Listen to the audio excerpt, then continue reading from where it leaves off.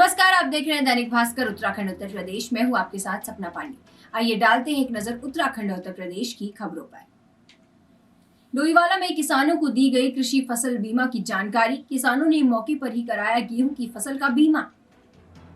आपदा या अन्य कारणों से किसानों की फसलें तबाह हो जाती हैं, जिसकी वजह से किसानों को आर्थिक रूप से बड़ा नुकसान होता है। इसके लिए कृषि विभाग ने किसानों की फसलों का बीमा कराया है, ताकि किसानों की फसल को नुकसान से बचाया जा सके। तो वहीं आज डोईवाला कृषि विभाग कार्यालय में किसानों के साथ एक बैठक का आयोजन किया गया, जिसमें किसानों को फसल बीमा योजना की जानकारी दी गई और मौके पर ही किसानों की फसल बीमा योजना के फॉर्म भराए गए। डोईवाला से जावेद हुसैन की रिपोर्ट।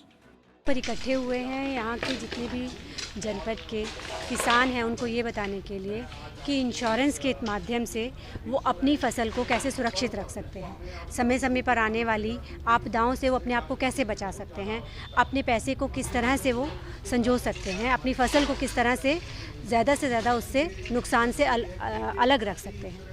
अगर उनका इनिशियली कुछ पर नुकसान होता है, उनकी बुआई में कुछ नुकसान होता है, बुआई से उनकी जर्मिनेशन नहीं होती है, तो उनको कैसे फ़ायदा दे सकती है फसल।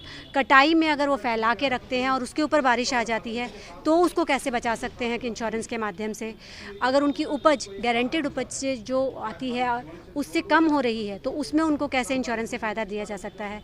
न्याय पंचायत लेवल से लेके अभी ये झुक कर हम नीचे ग्रैनुअल लेवल पर, ग्राम पंचायत लेवल पर आ चुके हैं। तो ग्राम पंचायत लेवल पर आने से ज़्यादा किसानों को इसका फ़ायदा पहुंचाया जा सकता है अगर वो इंश्योरेंस के इसमें आते हैं। जितने ज़्यादा आच्छादित होंगे उतने ज़्यादा लाभान्वित होंगे। हम यही मैसेज लेकर किसानों के तक पहुंचने की कोशिश कर रहे हैं। माननीय प्रधानमंत्री जी की ये जो स्कीम है, ये इस हफ्ते में सरकार की तरफ से कहा जा रहा है कि जितने ज़्यादा से ज़्यादा किसानों को हम ये मैसेज पहुंचाएं, ताकि वो ज़्यादा से ज़्यादा इस स्कीम में अपना रजिस्ट्रेशन करवाएं और लाभ उठाएं। अभी इस वक्त सिर्फ 1.5% और 2%, ज़्यादा कुछ नहीं लिया लेती है सरकार आपसे। 1.5 और 2% में ही आपकी पूरी फसल का बीमा कर दिया जाता है। बाकी सेंटर और स्टेट शेयर करती है और उतने पैसे में भी अभी किसान चाहे तो अपना ज़्यादा से ज़्यादा कवरेज ले सकता है। उत्तरकाशी के धनोंतरी में राष्ट्रीय राजमार्ग पर चल रहे मनमाफिक डामीकरण के विरोध में ग्राम प्रधान ने किया हंगामा। बोले, विभाग दबाव में डामीकरण की आड़ में बजट ठिकाने लगाने का कर रहा है काम। धनोंतरी उत्तरकाशी मोटर मार्ग पर पीडब्ल्यूडी द्वारा कराए जा रहे डामीकरण से स्थानीय प्रधान खुश नहीं दिखाई दे रहे। ग्राम सभा प्रधान मुलायम सिंह का कहना है कि विभाग द्वारा यहाँ पर जो डामीकरण किया जा रहा है वह नियमों की विपरीत है।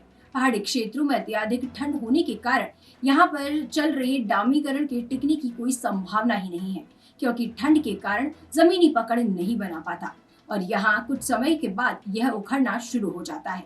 साथ ही उनका कहना है कि विभाग किसी के दबाव में इस डामीकरण की आड़ में बजट को ठिकाने लगाने का काम कर रहा है।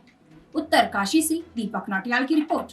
मेरा नमस्कार, मैं ग्राम सभा प्रधान चुमरेड गाँव। और यहाँ पर जो आजकल डामीकरण चल रहा है, जबकि आजकल बड़ी सर्दी है और इस समय ये कार्य नहीं होना चाहिए और विभाग मनमर्जी से कार्य कर रहा है। आज से नहीं, बहुत सालों से ये चल के आ रहा है। जबकि जहाँ पर कार्य होना चाहिए वहाँ पे कार्य होना चाहिए। और ये डामरीकरण आजकल जब नवंबर है और बड़ी सर्दी है, और जब ये डामरीकरण पिछली बार भी इन्होंने 94 से 6 किलोमीटर हयार तक किया, वो डामरीकरण पूरा उखड़ चुका है। जबकि यहाँ पे डामरीकरण इतना अच्छा है कि बिल्कुल डामरीकरण सही है और हमने इसकी फ़ोटो भी हमारे पास है। उसी के ऊपर यहाँ पर कार्य किया जा रहा है, जो उचित नहीं है। ये मनमानी विभाग ठेकेदारों की मनमानी चल रही है। जबकि इस रोड का चौड़ीकरण भी होना है और तभी इस रोड पे ऐसा कार्य किए जा रहे हैं कि जो कार्य होना नहीं चाहिए। पतंजलि पहुंचे मध्य प्रदेश के मुख्यमंत्री शिवराज सिंह चौहान। किया 75 करोड़ सूर्य नमस्कार के लक्ष्य के लिए बनाई गई वेबसाइट का शुभारंभ।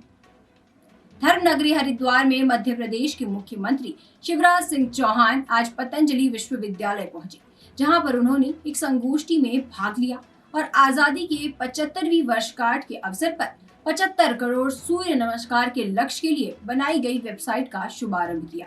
इस मौके पर उन्होंने योग के महत्व को बताते हुए कहा कि योग हमारे जीवन का अभिन्न अंग है और योग के द्वारा हम अपने तन, मन और आत्मा को शुद्ध व सुखी बना सकते हैं।